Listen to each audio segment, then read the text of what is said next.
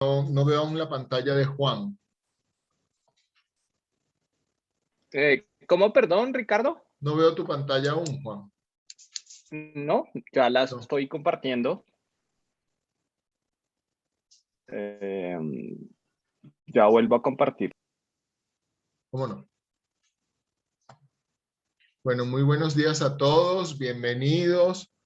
Muchísimas gracias por acompañarnos el día de hoy aquí desde el Colegio de Estudios Superiores de Administración CESA. Les quiero dar la bienvenida a todos a esta sesión del futuro del e-commerce y cómo hacerlo realidad hoy.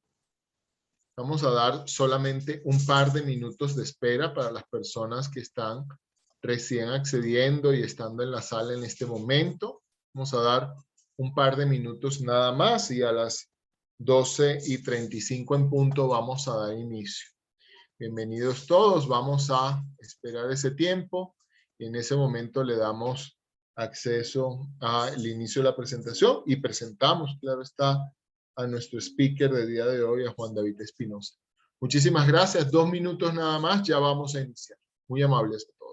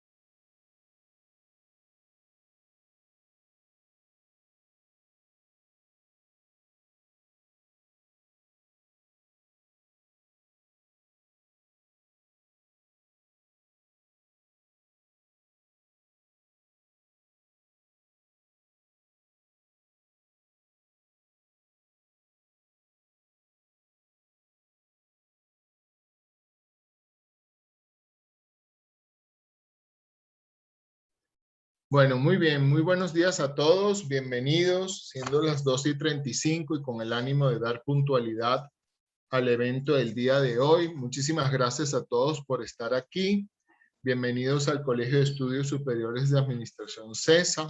Hoy damos inicio a la semana de la transformación digital en el Colegio de Estudios Superiores de Administración. Esto viene dado puntualmente por el ofrecimiento que hace la maestría en liderazgo de transformación digital en esta capacitaciones, orientaciones y visión hacia lo que es la transformación digital en Colombia.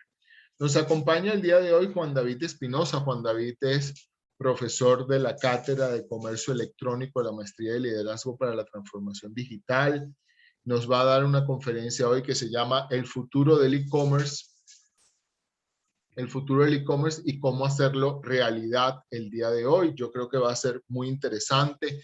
Aprovecho para presentar a Juan David. Juan David es un emprendedor serial. Adicional a eso, Es Product Manager en Huge y tiene su propia empresa que es Gromorum, donde ayuda a otras empresas en este tipo de transformaciones y procesos digitales.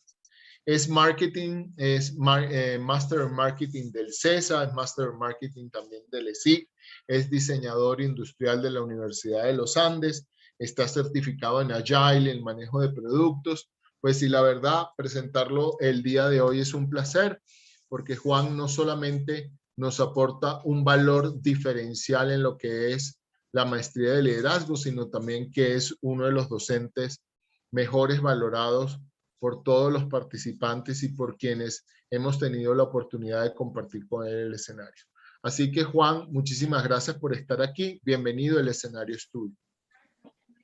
Mil gracias, Ricardo, por la introducción y bueno, bienvenidos a todos y gracias por acompañarnos hoy. Un poco como les decía Ricardo, parte de lo que vamos a hablar hoy es sobre el e-commerce. Creo que esta es una temática que ya se ha venido hablando mucho, que muchas empresas están explotando el e-commerce, entonces yo espero que esta charla les guste mucho. El objetivo es que sea también, pues quiero darles como algunos tips para las personas que ya tengan e-commerce o estén pensando en montar e-commerce y que esto les pueda funcionar. Entonces, un poco ya para entrar en materia, yo creo que todos son conscientes como del crecimiento que ha tenido el e-commerce, sobre todo con el impulso del COVID. Esto es algo que ha venido creciendo año a año, que su crecimiento ha sido exponencial y que en Latinoamérica, por ejemplo, el número de compradores ha venido creciendo muchísimo comparado con el mundo y pues esto es un crecimiento que se ha venido manteniendo. Y no solo esto, sino que también el gasto en los hogares, sobre todo en Colombia, ha venido aumentando muchísimo. Pasó en 2016 de gastarse alrededor de 246.000 pesos en compras digitales o en e-commerce, mientras que en 2020 ya casi estamos en 557.000. Y si ven, esto es un crecimiento enorme, pues teniendo en cuenta el valor del salario mínimo que hay en Colombia. Incluso empresas como Mercado Libre, que como ustedes saben que Mercado Libre es el líder en Latinoamérica con su marketplace, ellos parte de lo que esperan es que en Colombia tenga un mayor crecimiento que las otros países. Incluso pues parte de lo que se espera es que el crecimiento de Colombia sea mayor a países como Argentina, Uruguay, Chile. Y pues esto es muy interesante y pues vuelve que el tema de e-commerce sea muy relevante hoy en día en Latinoamérica. Y también una de las cosas también que han sido muy interesantes es cómo esta penetración se ha generado en otros países. Estos son datos de McKinsey, en donde parte de lo que se dice es que lo que se esperaba de tener en 10 años de crecimiento en e-commerce básicamente se hizo en 3 meses con todo el tema de la pandemia. Muchas personas que no creían, que no les gustaba, que no le veían sentido a comprar online, hoy en día ya lo hacen y lo hacen de forma recurrente. Entonces, un poco esta charla yo les quiero hablar de 5 tendencias que están siendo muy relevantes dentro del e-commerce. Algunas son tomadas principalmente de Shopify, que es uno de los líderes en e-commerce a nivel mundial. Ellos tienen un modelo de software as a service y esto es basado como del conocimiento de lo que ellos han venido implementando y como han visto estos últimos años el crecimiento en su plataforma y en sus clientes. Entonces, la primera tendencia de la que les quiero hablar es sobre el auge del comercio y cómo este auge del comercio electrónico que les venía contando está impulsando la omnicanalidad. Yo no sé si ustedes están familiarizados con el concepto de omnicanalidad, pero una de las cosas que las empresas se están dando cuenta es que tiene muchísimo sentido no solo permitir a sus clientes comprar por un solo canal, es decir, el retail o en la página de internet, o incluso muchas empresas están haciendo temas por medio de redes sociales y de chats, sino que todo esto tiene que estar conectado de una manera que tiene sentido. Y de una manera que tiene sentido no es necesariamente replicar lo mismo. Muchas empresas tienden a hacer eso y es coger lo que tienen en la experiencia física, por ejemplo, de la tienda, e intentarlo hacer exactamente de la misma manera de forma digital.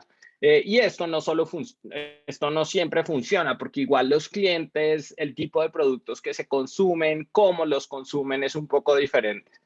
Como les contaba ahorita, Ricardo, yo soy Product Manager en Huge, y uno de los proyectos en los que estoy en este momento liderando dentro de Huge es el rediseño global de la página de M&M's.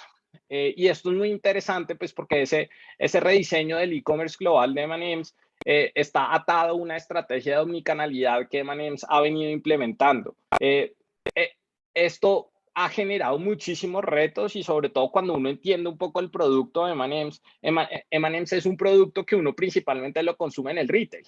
Ustedes van a las tiendas, a las gasolinerías, a los supermercados y ahí lo pueden conseguir de forma muy fácil. En Colombia hay muchos menos sabores de los que hay en Estados Unidos. Allá hay unos sabores increíbles que ahora que estoy tan involucrado en el proyecto me la paso antojado por probar los otros sabores, pero es muy fácil encontrarlo por ejemplo, en Colombia, pues nosotros que tenemos Rappi, tenemos todas estas aplicaciones, podemos pedir desde Carulla, del Éxito y demás, pues conseguir los M&M's tradicionales es muy fácil. Eh, Esto además se une a la estrategia que tiene M&M's a nivel global, pues porque hay muchas tiendas a nivel global, pero principalmente dentro de Estados Unidos, ellos han venido montando sus propias tiendas, en donde tienen experiencias increíbles, donde tienen un tema de branding muy fuerte y donde parte de lo que ellos han venido haciendo es que la experiencia de las tiendas de M&M's sean únicas y totalmente diferentes a lo que sea ir, por ejemplo, a un Walmart a comprar este tipo de productos. Y parte de lo que se está haciendo precisamente en el rediseño de la página global y uno de los retos más grandes que nosotros tenemos como Huge para el rediseño de esta página es que la mayoría de personas no se meten a la página de M&M's a comprar los productos, porque como les decía, la mayoría de estas personas prefieren ir directamente al retail, es mucho más fácil es mucho más fácil encontrar la información y demás. Entonces, una de las cosas interesantes que estamos haciendo, por ejemplo, fue entender que gran parte de las ventas que se hacen en la página de Internet no se compran los productos tradicionales que se compran en el retail, sino que en Internet hay una facilidad que es increíble y es, imagínense que ustedes se pueden meter a una página de Internet, seleccionar los colores que ustedes quieren de los M&M's, en inglés les dicen lentils, pero son como las bolitas de M&M's. Ustedes pueden seleccionar los colores, las combinaciones que quieran y lo increíble es que ustedes lo pueden imprimir. O sea, ustedes pueden coger una foto de su cara, imprimirlo en los M&M's, ponerles mensajes, ponerles clip arts y demás. Esto es lo que más se vende online en M&M's, principalmente enfocados a ocasiones especiales, a eventos como cumpleaños, baby showers, matrimonios, cosas así, porque estos se dan o como recordatorios o como regalos específicos para estas personas, Día del Padre, Día de la Madre, todo esto. Entonces, una de las cosas interesantes cuando uno piensa en términos de omnicanalidad es entender realmente qué es lo que los usuarios van a entrar a utilizar cada uno de esos diferentes componentes o de esos diferentes canales que se tienen en cuenta. Como les decía ahorita, M&M's utiliza las tiendas propias para una cosa diferente, utiliza el retail para otra y utiliza la página web para otra. Y eso es algo que está bien y es algo que es importante que ustedes entiendan como marcas y como comercios, y es que no tiene sentido que utilicen la misma estrategia de todas las formas, sobre todo porque los clientes son diferentes, las frecuencias de compra son diferentes, los motivadores de compra son diferentes. Entonces, un tip que les quiero acá dar, sobre todo cuando hablamos de esta tendencia de omnicanalidad, es que hoy en día muchas de las personas están priorizando las experiencias de compra móvil. O sea, muchos prefieren directamente comprar en una aplicación o comprar directamente en el dispositivo móvil que comprar en el computador. Muchos utilizan el computador nada más para trabajar, pero por ejemplo cuando van a hacer compras prefieren hacerlo desde los dispositivos móviles. Y lo que quiere la gente es que sea muy rápido. Entonces, ustedes lo pueden hacer directamente con la aplicación móvil que ustedes creen. No todas las empresas lo hacen y pues no muchas veces uno no quiere descargar la aplicación, pero entonces hay que enfocarse mucho en que los web apps o las páginas web optimizadas para dispositivos sean muy rápidas. esto es algo que está creciendo, esto es algo que es muy importante y es muy importante que ustedes entiendan que el factor de velocidad de carga es relevante en el momento de compra. Como les decía Ricardo, acuérdense que si tienen preguntas lo pueden hacer en el chat. David preguntaba un poco y pues voy respondiendo esta pregunta. Los datos, David, yo soy emprendedor serial. Actualmente tengo 3 empresas que se llaman Grimorum, vendo por chat y Ecofy. Y además yo me desempeño como Senior Product Manager dentro de Huge, que es una de las agencias digitales más importantes en Estados Unidos. Entonces, por eso es que ahorita les contaba un poco sobre M&M's. Entonces, la segunda tendencia de las que les quiero hablar es ya sobre puntualmente el canal del retail. Y es que los nuevos comportamientos de los consumidores han estado cambiando cómo se percibe el retail y cómo las personas lo están comenzando a utilizar el retail. Esto es algo que antes era muy tradicional, casi que todas las marcas tenían claro cómo era el comportamiento de los consumidores dentro del retail, pero cuando llegó el COVID y cuando llegó la pandemia, esto dio un giro. Ya hoy en día se ha venido estabilizando mucho, se ha venido casi que retornando de cierta forma, pero igual el comportamiento de los consumidores cambió. Entonces, una de las cosas interesantes acá es que estos consumidores que, por ejemplo, no compraban antes en línea, como les decía ahorita, ya lo están haciendo. Y no lo están haciendo para compras especiales, porque, por ejemplo, uno se enfocaba mucho antes como en comprar tecnología, en comprar de pronto ropa muy de vez en cuando, en comprar cosas que, por ejemplo, en Colombia no se conseguían. Entonces, pues uno las pedía a Estados Unidos y le toca hacer todo el proceso de un P.O. Box para que se los mandaran y demás. Hoy, por ejemplo, uno puede comprar directamente en Amazon se lo envían a Colombia. Si uno compra más de $35, le sale gratis el envío. Entonces, hay muchos beneficios de comprar en línea. Y entonces las marcas colombianas ya no solo compiten, o los e-commerce colombianos no solo compiten con otras empresas en Colombia, sino ya están comenzando a competir a nivel mundial. Y lo otro es que se están consumiendo productos que antes no se consumían. Entonces, alimentos, salud, higiene, artículos básicos para el hogar, todo esto que antes uno no lo compraba online, ahora uno lo hace. Yo, por ejemplo, a veces soy muy perezoso y hago mercado en Rappi, pues esto es algo que muchos consumidores han comenzado a hacer, pues por la facilidad, por los beneficios que los dan y sobre todo por el engagement que están generando estas marcas. Acá yo les quiero contar sobre un caso. Esta es una empresa de Estados Unidos que se llama Who Gives a Crap, y ellos lo que han venido haciendo es que montaron un modelo por suscripción de papel higiénico.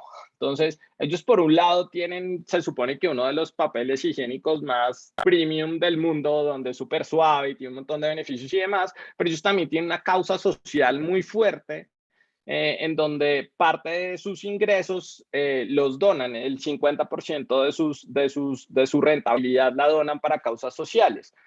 Esto es algo muy llamativo, pero pues acá lo interesante de este caso es que antes en su cabeza nunca estaba que iban a comprar papel higiénico online y hoy en día lo hacen. Y nunca en la vida pensaron que iban a tener modelos de suscripción de papel higiénico y hoy en día lo hay. Entonces, el comportamiento de los usuarios ha venido cambiando. Uno se comenzó a dar cuenta que hay productos que consume regularmente que no tengo que irlos a seleccionar a la tienda porque ya sé cuáles son, ya sé cómo funcionan, ya los cuide más, entonces los puedo comprar en línea y me ahorro el tiempo que gasto en ir, la plata que gasto en ir y demás. Entonces, esto es uno de los beneficios muy fuertes que se están teniendo, y esos cambios de comportamiento son muy relevantes en el tema de e-commerce. Acá un tip que yo les quiero dar relacionado a esto es que la experiencia de pago ha sido muy importante acá. Antes, por ejemplo, las personas veían que era imposible comprar en e-commerce si no tenían tarjeta de crédito, pero pues hoy en día hay muchas facilidades, las pasarelas de pago, los botones de pago cada vez son más especializados, cada vez funcionan mejor. Entonces, es importante que, por ejemplo, esas empresas que han venido y que ya tienen sus e-commerce, o esas marcas que ya tienen sus e-commerce, actualicen sus experiencias de pago. No solo desde tener una amplia variedad de pagos, que esto ya es como algo que tienen que tener sí o sí, o sea, tienen que tener tarjeta de crédito, pago por PC o tarjeta débito, tienen que tener opciones para NECI, DaviPlus físicos. Esto es algo que ya todas las marcas sí o sí tienen que tener, pero además cosas de la experiencia de pago que son importantes.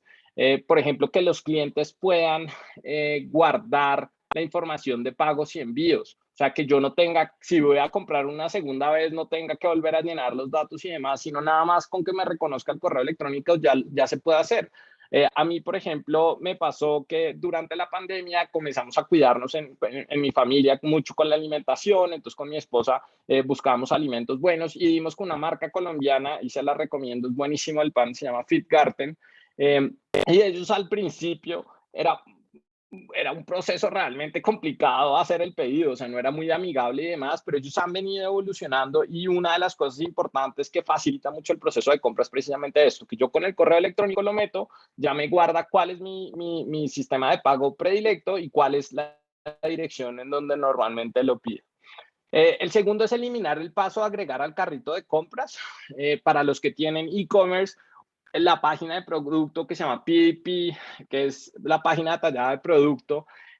Normalmente el proceso es que yo busco el producto, lo agrego al carrito, luego voy al carrito y hago el proceso de compra. Lo que se busca en los e-commerce y sobre todo en las experiencias digitales es optimizar esto, disminuir el número de pasos. Entonces, si ustedes pueden hacer que directamente desde la página de producto ustedes puedan hacer todo el proceso de compra, esto es mucho mejor. El carrito de compra es algo que tienen que tener las páginas, pero esto también lo pueden hacer y muchas marcas están cambiando y están optimizando sus e-commerce a través de esto. Y el último es aprovechar el impulso de compra. Entonces, muchas veces las personas pues o no quieren usar la tarjeta de crédito o no tienen o están hasta ahora comenzando a usar y tienen sus temores y demás. A nivel mundial hay una estrategia que manejan muchas marcas que es compre ahora, pague después, que es pagar a cuotas, hagan de cuenta que es como una tarjeta de crédito. La diferencia es que esa tarjeta de crédito está vinculada directamente con el e-commerce. Acá en Colombia hay una startup que ha crecido muchísimo que se llama Adi, con doble D, en donde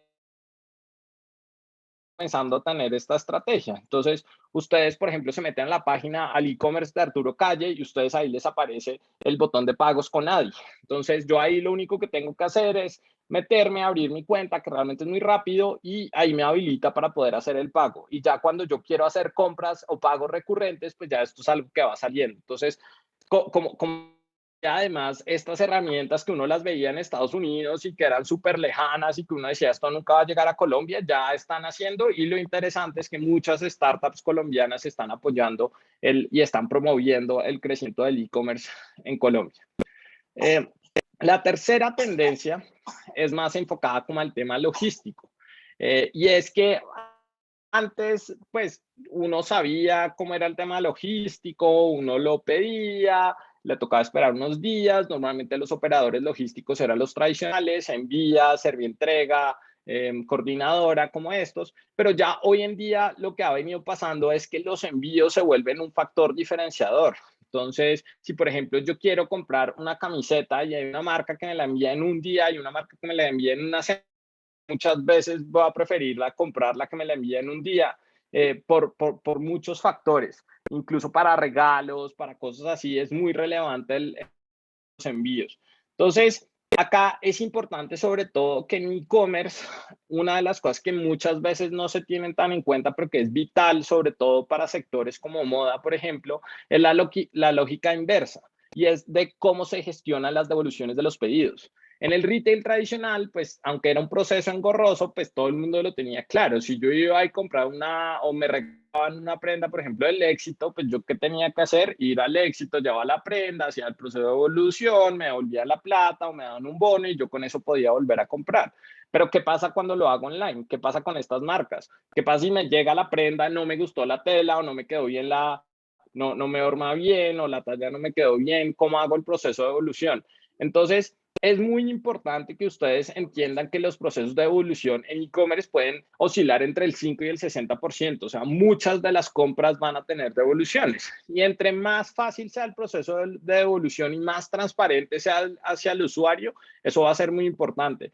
que sea fácil tramitar la devolución, que sea muy rápido en que me lo recojan, que sea muy rápido el reembolso del dinero o que me lo cambien por otra pieza, pero que esto lo tengan claro desde el principio, que sepan cómo va a funcionar y que yo como usuario tenga claro estas reglas. Eso va a hacer que los factores o que esas trabas que yo pongo mentalmente, decir, no, es que esta prenda yo no sé si me va a quedar bien o las tallas, pues si yo sé que el proceso de evolución es muy fácil, es muy sencillo y demás, pues ya voy a quitar como esas trabas. Entonces, como les decía, principalmente para sectores como moda, esto es súper importante. Y pues puede que esto sea caro, sobre todo si uno terceriza el proceso logístico, pero es importante que ustedes lo tengan claro desde el principio, que esto se lo comuniquen al usuario y que el usuario pueda entender cómo es ese proceso. Acá uno de los tips que les quiero dar con el proceso logístico es que hace poco se ha venido implementando un concepto que se llama dark stores. Seguramente con el crecimiento que ha tenido Rappi, todos han escuchado hablar de las dark kitchens o cocinas ocultas, que es, por ejemplo, estas marcas como, no sé, háganme cuenta, voy a dar un ejemplo, Frisbee. Entonces, en vez de abrir un restaurante en que atienda al público y demás en una zona específica, lo que hace es que solo monta una cocina enfocada en domicilios. Las dark stores tienen un modelo similar. Entonces, por ejemplo, Falabella, que tiene su centro de distribución en Bogotá, en vez de los envíos directamente desde ese centro de distribución a cada uno de los compradores, lo que hace es que sitúa unas bodegas más pequeñas en zonas estratégicas. Entonces, por ejemplo, centra una en el norte, donde sabe que la distribución es mucho más rápido, mucho más sencilla y que, por ejemplo, temas como devoluciones y demás se pueden gestionar de una mejor manera. Entonces, esto lo que hace es que, por un lado, pueden optimizar inventarios, pueden disminuir costos de envío y sobre todo pueden disminuir los tiempos de envío y dar mejor servicio a los usuarios en términos de envíos y demás. Una de las cosas interesantes, así como les conté ahorita de Adi, es que en Colombia ya hay empresas y startups, por ejemplo, que están implementando este tipo de procesos. Acá hay una que se llamaba Vueltap antes, ahorita hizo un proceso de rebranding, ahorita se llama Logisto, y Logisto está especializado precisamente en última milla, pero no solo desde centros de distribución de clientes, sino que ellos mismos tienen sus dark stores. Entonces, por ejemplo, si ustedes son un emprendimiento, hasta ahora estoy montando mi e-commerce, estamos creciendo a poquitos, no hemos trabajado mucho, no hemos avanzado mucho, no hemos crecido mucho, pero pues ya logísticamente comienzo a tener problemas y demás, ustedes pueden tercerizar todo este proceso.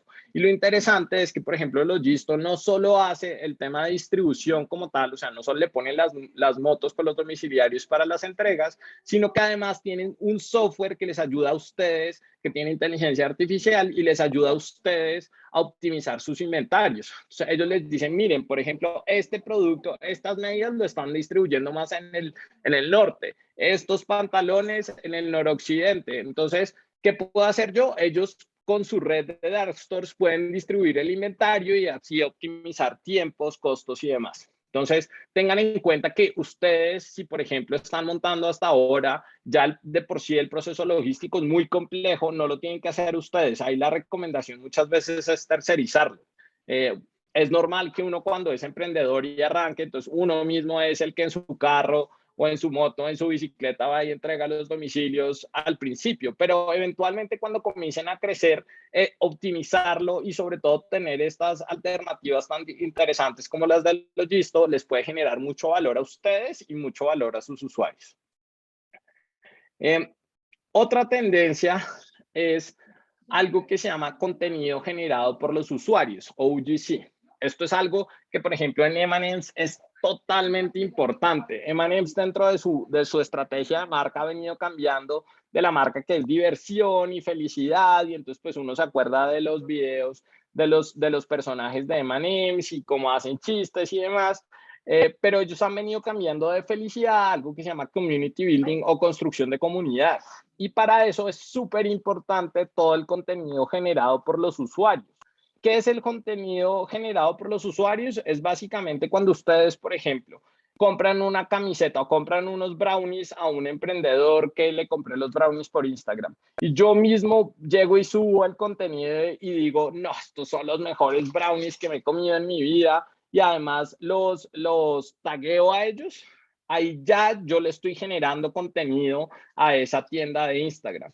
Y eso es algo que es demasiado importante y demasiado relevante en los procesos de compra. Si yo veo que, por ejemplo, hay marcas que tienen mucho contenido para los usuarios, esto a mí me da la tranquilidad de que estoy comprando un buen producto, de que ese producto y de que tiene un servicio increíble, de que la gente es muy contenta con esa marca. Entonces, esto es algo que se ha venido volviendo demasiado relevante como para las marcas, sobre todo marcas grandes, pero que esto también se puede aplicar en marcas pequeñas. Muchos de esos compradores, como les decía, están motivados por esas experiencias de otros compradores. Esto antes les llamábamos testimonios. Entonces, pues uno lo que hacía, y por ejemplo, para los negocios que eran B2B, era que uno le pedía un video a su cliente diciendo cómo le pareció, cómo le fue y todo esto lo hace. Pues hoy en día para negocios, gracias a las redes sociales, esto es mucho más fácil y muchas veces se da de forma natural y orgánica. O sea, yo no le tengo ni que pagar a los usuarios, ni que pedirles que lo hagan, sino que esto se va dando de forma natural. Y, por ejemplo, el 85% de estos compradores dicen que encuentran el contenido generado por los usuarios más influyente incluso que el contenido que generan las mismas marcas.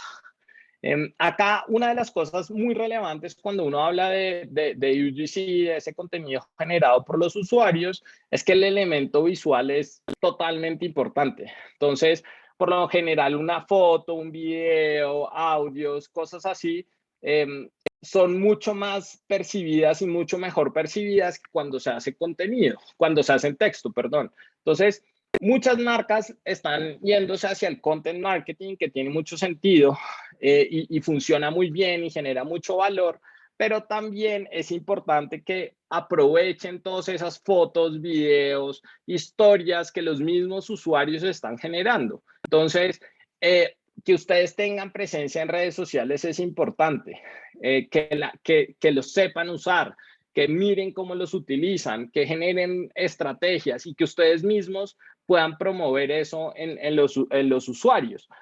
Hoy yo creo que todo el mundo sabe que a la gente le encanta usar redes sociales. Hay unos que a mí, por ejemplo, me gusta mucho Instagram, TikTok ni lo he descargado, pero pues eventualmente me tocará. Pero hay redes sociales que no entiendo y otras con las que me siento más identificado. Eso le pasa a todo el mundo. Entonces, parte de lo que uno tiene que hacer es entender cómo puedo utilizar ese conocimiento y esa difusión que otras personas están haciendo de mi marca, promoverlas más y entre yo más lo genere dentro de una misma estrategia, tiene mucho más sentido. Acá les quiero contar como un ejemplo de Aerie. Esta es una marca de moda en Estados Unidos. Ellos han venido haciendo como un movimiento casi. Esto también es una tendencia que se llama movement marketing, en que las marcas no solo se enfocan en generar beneficios económicos, sino también beneficios sociales, ambientales y demás. Y por ejemplo, Aerie ha venido montando mucho con un hashtag que es Aerie Real, que lo que ellos hacen es promover el uso de las prendas en personas reales. O sea, no solo modelos, no así las que tienen las medidas perfectas y demás, sino que muchas de esas personas puedan tener acceso, puedan subir sus mismas fotos. Y si ustedes ven, yo acá estoy en el perfil de Instagram de Aerie. Ellos tienen 1.5 millones de seguidores y suben fotos de personas reales. O sea, no suben de modelos que es, si uno va a ver muchas marcas, pues sobre todo marcas que son muy aspiracionales, uno ve las fotos y pues son las modelos, los catálogos, todo esto, pero en esta marca ellos lo que promueven en las fotos reales. Y lo interesante es que, por ejemplo, con las mismas fotos reales, esto se llama shoppable images, que lo que hacen es que dentro de Instagram ellos ya tienen una funcionalidad que lo que permite es yo tagueo, hagan de cuenta que es como taguear las prendas y si yo como usuario le hago clic en sale me manda directamente al e-commerce. Entonces facilitan la experiencia. Entonces yo veo foto de gente real, experiencias reales, personas reales, veo cuáles son las prendas que tienen, les hago clic y directamente me manda a mi página de internet para hacer la compra. Entonces, esto facilita mucho los procesos. Esto es algo que además genera mucho engagement. O sea, a la gente le gusta ver cómo se ven otras personas reales, sobre todo por todos estos memes que se han dado de que uno compra la prenda y a la modelo se le ve increíble o el modelo se le ve increíble y cuando uno se la va a poner no se ve para nada parecido. Entonces, este tipo de experiencias y sobre todo este uso del mismo contenido usuario generado por los usuarios genera mucho valor. Entonces, para que por favor lo tengan en cuenta, ese concepto de UGC es algo que seguramente se va a quedar, que seguramente las marcas lo van a comenzar a utilizar más y que seguramente ustedes tienen que comenzar, si ustedes tienen e-commerce o tienen o venden, por ejemplo, por redes sociales, esto es algo que tienen que comenzar a utilizar. Acá un tip que les quiero dar es que es súper importante repostear esos testimonios o esos comentarios de los usuarios. Entonces, si por, el ejemplo que les da ahorita del brownie, yo me compré un brownie en una marca X, que el brownie estaba buenísimo, entonces tomé una foto comiéndome el brownie y tagué a la marca. La marca debería coger ese mismo post o ese mismo story y volverlo a repostear. Eso seguramente le va a generar mucho más valor. Y es, hagan de cuenta, es volver a los mismos clientes míos, embajadores de la marca. Muchas marcas que han venido creciendo lo hacen súper bien.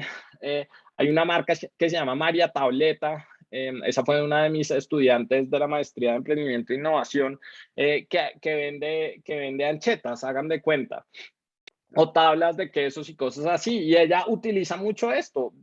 Ha generado mucho engagement en los clientes. Los clientes normalmente repostean lo que ella hace y esto le genera crecimiento orgánico dentro de sus redes sociales. Entonces, para que por favor lo aprovechen. Y la última tendencia de la que les quiero hablar, que esto me va a demorar un poquito más, pero la idea es dejar espacio al final para preguntas, es una tendencia que se llama el conversational commerce. Esto principalmente arrancó en India, pues porque en India cuando arrancaron todo el tema del e-commerce, allá la compra y la forma como se compra es muy tradicional. O sea, a la gente le gusta ir a los mercados, hagan de cuenta mercados como de pueblo, mercados de barrio, les gusta esa experiencia de hablar con las personas, les gusta toda ese proceso de que mientras el e-commerce es autogestionable, es decir, yo me meto a la página, hago la compra, hago todo el proceso, el conversational commerce es que yo me comunico y hablo con alguien. Entonces, esto es, hagan de cuenta, una ramita del e-commerce, pero que está cogiendo demasiado fuerza. Y acá, uno de los mejores ejemplos que yo tengo del conversational commerce ocurre acá en Colombia. Yo creo que todos o la mayoría deben estar familiarizados con la marca Only. Cada vez que hablo de esta tienda, todo el mundo se acuerda del canastico que suben así para bajar y subir las prendas entre los diferentes pisos. Pero Only durante la pandemia, pues les pasó que obviamente dejaron de vender casi que todo y pues no querían sacar a sus vendedoras o a sus vendedores. Entonces, ¿qué hicieron ellos?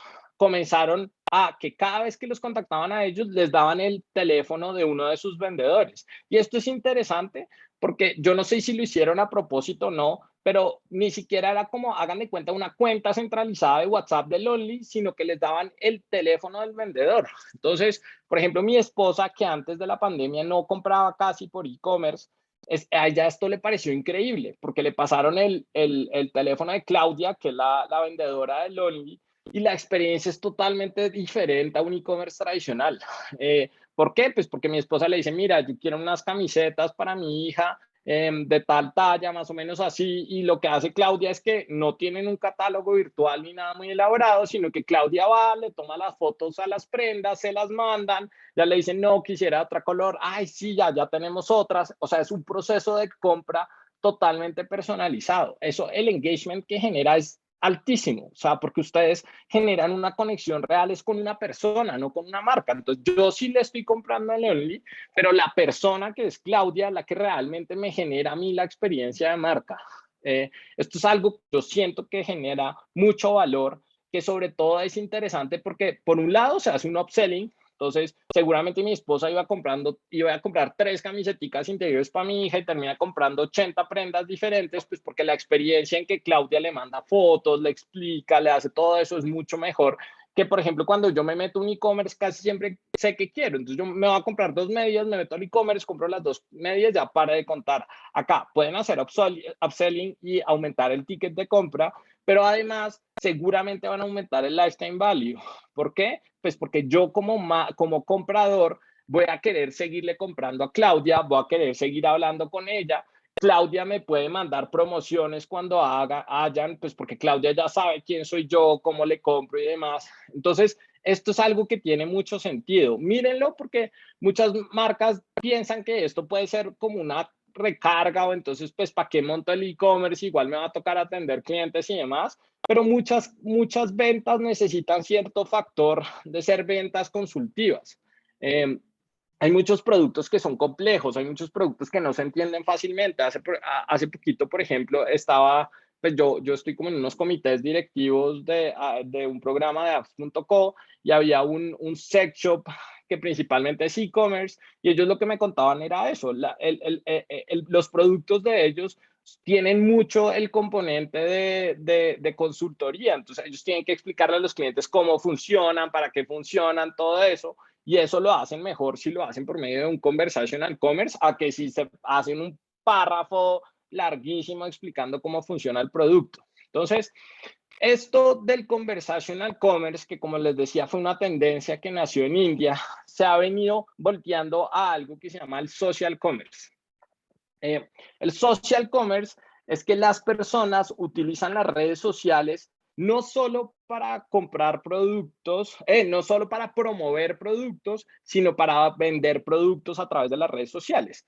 Esto ha ido cambiando y evolucionando muchísimo. Por ejemplo, Facebook e Instagram antes no se habían dado cuenta de esto, pero cuando se dieron cuenta, miren que han venido poniendo características para que las marcas puedan vender más fácil. Entonces uno ya puede montar su catálogo en Instagram, ya puede tener estas cualidades como los que nos veíamos ahorita de las shoppable images, cosas así. Entonces esto hace que para uno como emprendedor o para uno como empresa montar su e-commerce muchas veces ni siquiera es necesario. Yo puedo vender directamente desde la página de Instagram y puedo vender muy bien por ahí porque tengo las herramientas, porque tengo la trazabilidad y eso es una unión, si ustedes ven, entre un e-commerce tradicional, donde yo tengo los productos y es autogestionable, y el conversational commerce.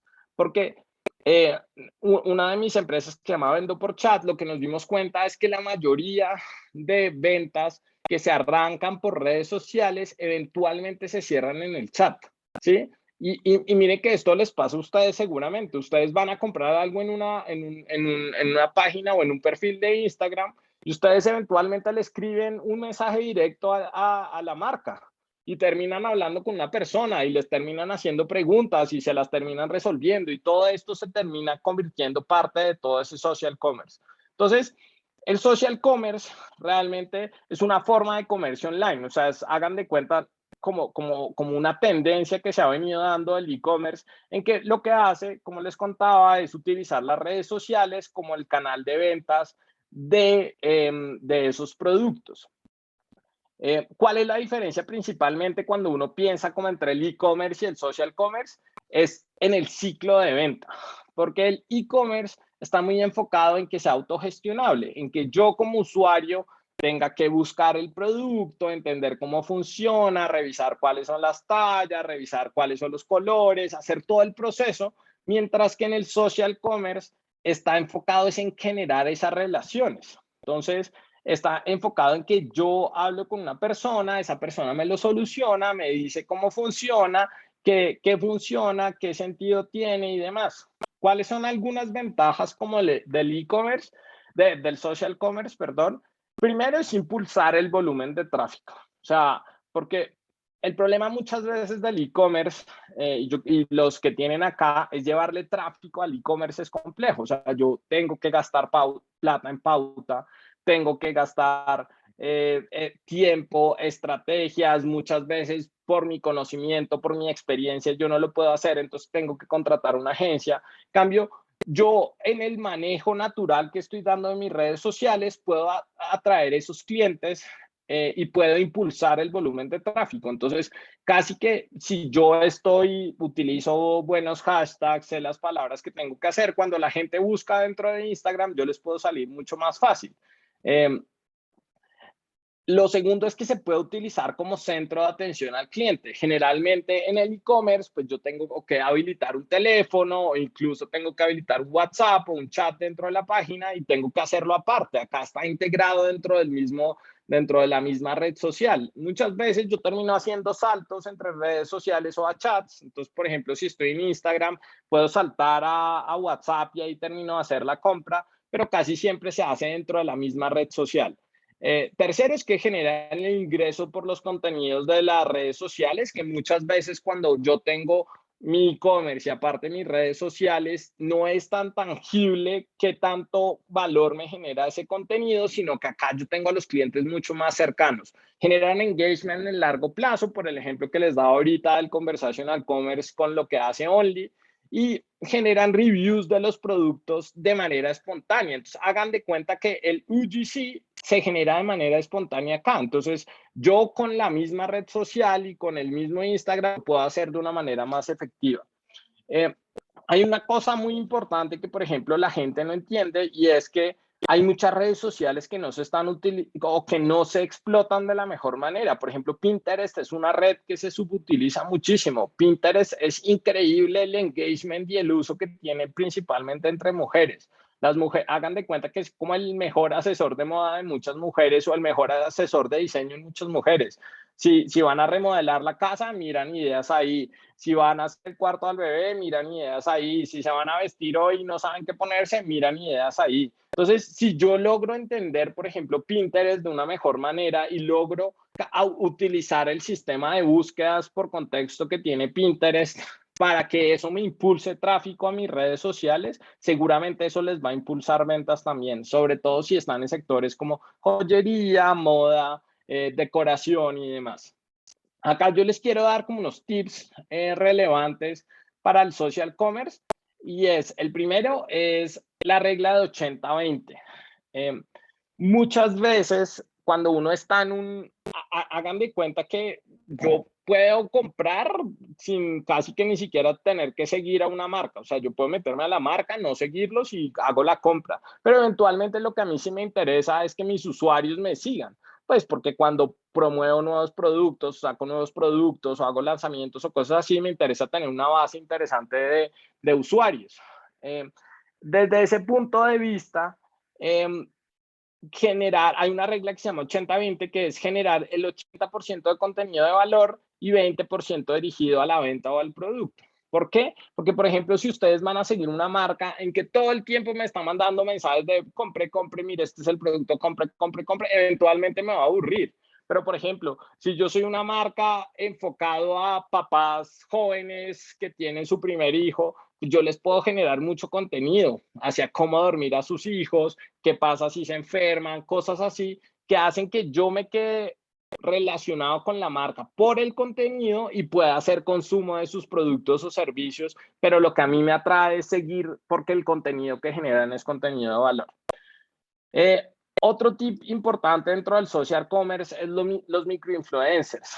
Antes, las marcas lo que se enfocaban era y sobre todo las marcas grandes, era en pagar influencers que tenían millones de seguidores. Entonces, yo sabía que, por ejemplo, si Cristiano Ronaldo me hacía un post, pues tenía un awareness absurdo, pues porque tenía un alcance demasiado alto.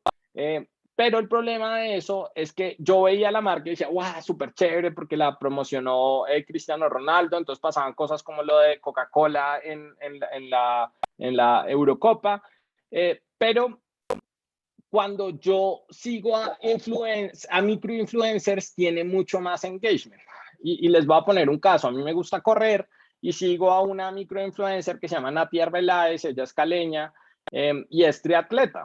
Y es súper chévere porque ella monta qué come, por ejemplo, antes de las carreras, ella muestra la foto y explica cada una de las cosas que ella utiliza para la carrera. Entonces, las marcas se han comenzado a dar cuenta del engagement que tienen esos microinfluenciadores. Y, por ejemplo, Ella entonces habla de, ella le gusta, no sé, desayunar antes de las carreras unos pancakes especiales. Ella dice cuál es la marca y pues yo seguramente si quiero seguirla, quiero entender cómo lo hace ella, quiero mejorar mis tiempos y demás, pues voy a comprar esa marca. Y estas marcas lo que hacen es que no gastan ni siquiera plata en pagarle directamente a los microinfluenciadores, sino muchas veces solo lo hacen a través de especies. Les mandan los productos para que ellos los consuman, hagan post sobre eso y eso le genera mucho más engagement y uno comienza a confiar mucho más en esos microinfluenciadores. Estos son personas que pueden tener, no sé, 6,000 seguidores. Nati Arbeláez creo que hoy ya tiene 80,000, una vaina así, pero pues son personas que todo el tiempo están pendientes de sus contenidos, que saben, que están buscando a ver qué es lo que ella va a hablar de su próxima carrera o de cómo mejora sus tiempos o de cuáles son los tips y demás. Entonces, esta tendencia es súper interesante, muchas marcas los utilizan. Hace poquito para una clase invité a María Carolina de la marca Doménica. Ellos han crecido muchísimo y parte de ese crecimiento ha sido mucho a través de microinfluencers. Y el último tip, antes como para que ya tengamos espacios de preguntas, es entender que cada red social es totalmente diferente y cada red social funciona diferente para cada uno de los usuarios. Entonces, yo utilizo Twitter para una cosa totalmente diferente de lo que utilizo Facebook, totalmente diferente para lo que utilizo Instagram, incluso totalmente diferente para lo que utilizo TikTok. Entonces, parte de lo que yo tengo que entender es que si yo publico algo, no puedo publicarlo exactamente de la misma manera para todas las redes sociales. Yo tengo que crear mi estrategia de entender para qué publican en Facebook, para qué publico, qué tipo de contenido consume la gente en Instagram, qué tipo de contenido consumen en Twitter. Y entonces ver si, uno, es relevante que yo como marca esté en todas las redes sociales. Dos, ver qué contenido voy a poner en cada una de las redes sociales, porque como les decía, es diferente. Y tres, los horarios. Eso es algo que es súper importante. Tanto horarios de publicación como horarios de atención. Por ejemplo, una de las cosas que nos dimos cuenta con este sex shop que les decíamos es que ellos tenían horario de oficina de 5 a 6 de la tarde. Entonces, muchas de las consultas que les hacían era después de ese horario.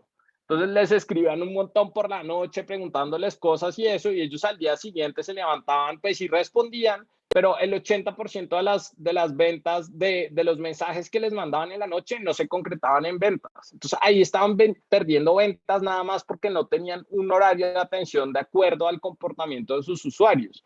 Hay productos que yo sí los compro cuando estoy en la oficina y entonces, no sé, el mercado, las cosas así, yo las compro mientras estoy en la oficina, pero hay otros tipos de productos en que prefiero llegar a mi casa en la noche con calma y ahí sí los compro. Por ejemplo, temas de inmediatez, el tema de los regalos. La mayoría de veces la gente no planea los regalos, entonces uno se acuerda que, pucha, mañana es mi aniversario, ¿qué va a hacer? Son las 8 de la noche, entonces si nadie me responde ahí están perdiendo ventas. Entonces es muy importante que toda esa estrategia de para qué utilizan sus redes, los horarios de atención, qué tipos de contenidos publiquen, sea diferente en cada red y sea basado en entender cómo funcionan los usuarios y quiénes son mis usuarios. Entonces, esto era un poco lo que les quería contar hoy. Estas son las tendencias que seguramente se van. Muchas son tendencias que ya se han venido dando, que ya han venido implementándose, que muchas marcas son muy conscientes de estas tendencias y ahí les solté también como algunos tips interesantes para que ustedes los puedan tener para ver cómo los pueden implementar hoy. Entonces, no sé, Ricardo, si quiere que demos espacio como a las preguntas. Sí, claro, Juan. En principio, muchísimas gracias por este acercamiento tan práctico que nos has dado al comercio electrónico, ¿sabes? Con esa visión no solamente de tendencia, sino esta última visión, yo creo que de los tips le va a dar mucho valor a todo aquel que está iniciando en este camino. Tenemos una pregunta de Hugo Carmona que nos indica, Juan, ¿cómo incentivar la generación del contenido por parte del usuario? Hay mucha gente que no le gusta usar sus redes para hacerle publicidad a otra marca. ¿Qué podrías responder a ello? Sí, pues hay un poco a Hugo y le doy saludos a Hugo. Un poco, una de las cosas es entender que no todos mis clientes son iguales. Entonces, uno es, yo tengo claro que hay clientes que ni abate van a publicar el contenido en sus redes sociales, pero hay otros clientes que seguramente lo hacen naturalmente. Entonces, si esto se hace de forma natural, yo puedo hacer cosas como, por ejemplo, concursos. Entonces, concursos del que más publique en sus redes sociales y esto lo puedo comenzar a crecer. Alguien que lo hizo muy bien durante la pandemia son los de AdeCoco. Ellos tienen una gran ventaja y es que uno de los socios fundadores pues es Manuela González, que es súper conocida y demás, pero ellos, por ejemplo, lo que hacían era, hacían recetas y entonces hacían un live en donde hacían recetas, preparaban recetas y luego lo que promovían era que la gente mandara fotos de las recetas que hicieron con AdeCoco y premiaban a los mejores. ¿Y cómo les premiaban? Les mandaban una ancheta de AdeCoco. Pero este tipo de cosas promueve que la gente publique en sus redes sociales y esto es parte de ese contenido generado por los usuarios. Muchas gracias, Juan. Hay otra pregunta, pero esa más me corresponde a mí. Miguel Franco, ¿es posible acceder a la grabación del webinar o lo repetirán? Todas las grabaciones y todos los webinars del Colegio de Estudios Superiores de Administración se encuentran disponibles en el canal de YouTube de nuestra escuela. Entonces, por favor, para que puedan acceder a él con todo gusto, los van a tener presentes siempre. Entonces, no hay ningún inconveniente. Pueden consultar los de ahora, los más antiguos, pues ahí tenemos como un histórico de todas las conferencias y todos los valores que damos. ¿Alguien más con alguna pregunta, alguna duda? Bueno, no. Creo que no hubo como más preguntas, No. Ricardo. Bueno, muy bien. Bueno, en principio quiero darte las gracias, no, sí, Juan. hay un poco más. ¿Los sitios oficiales han ido perdiendo relevancia a raíz de estas nuevas dinámicas? Sara pregunta.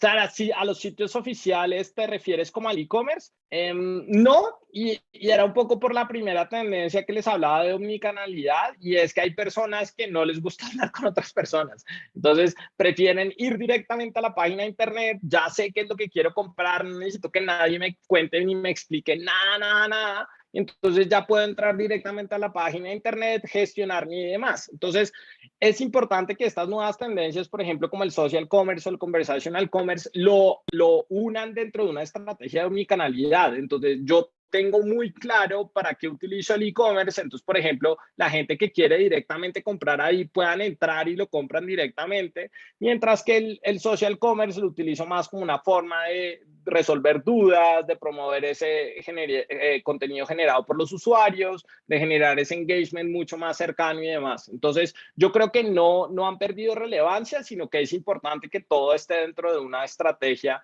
y que yo entienda para qué funciona cada canal. Muchas gracias, Juan. David nos pregunta qué funcionalidad para un banco, por ejemplo, habilitarías en la página web y en la app, dado que como lo mencionas, pueden ser canales diferentes. Sí, pues ahí David un poco es entender muy bien cuáles son los usuarios. O sea, creo que por ejemplo, empresas como Nubank pues están haciendo muy bien la tarea, sobre todo desde la aplicación y tienen muy claro cuáles son las funcionalidades que tienen que dar en la aplicación. Pero incluso marcas colombianas, por ejemplo, Tuya, las cosas que uno puede hacer en la página web no muchas veces son las mismas que puedo hacer en la aplicación. Entonces, es entender cómo es el comportamiento de los usuarios. Es importante que ustedes como marcas sean muy conscientes de eso, sean muy conscientes de cuáles son los usuarios, qué tipos de usuarios, cómo los segmentan y de acuerdo a la segmentación tomen estas decisiones del producto. Creo que muchas veces las empresas, pues, por querer abarcar más, hacen las mismas funcionalidades en todos lados y eso no funciona así. Muchas veces eso lo que hace es más enredar la experiencia del usuario y la experiencia de consumo y de uso de las aplicaciones para los usuarios.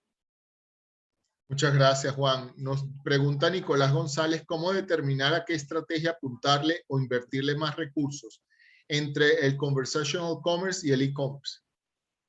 Yo creo que depende mucho de la categoría y del tipo de producto. Como les decía, por ejemplo, esta gente del sex shop gastaban mucha plata en pauta y les llegaban al e-commerce, pero la tasa de conversión no era tan buena. Mientras que la gente que llegaba al social commerce o al conversational commerce, es decir, al chat, al WhatsApp, tenían mucha mejor tasa de conversión. Entonces, por ejemplo, en el caso de ellos, tiene sentido que la estrategia sea más redireccionar directamente hacia WhatsApp, incluso que la página de internet puede llegar a convertirse en un catálogo virtual y que la compra realmente se termine haciendo en el WhatsApp. Entonces, eso es parte de entender muy bien los productos. Hay productos que son muy autogestionables, que es muy fácil explicarlos, que la gente puede llegar, los compra de una y demás. En esos, por ejemplo, tiene sentido que les gasten más inversión al e-commerce que al chat. En cambio, en otros donde son un poquito más complejos, que el proceso de compra es más consultivo, entonces ahí sí tiene sentido que le gasten más plata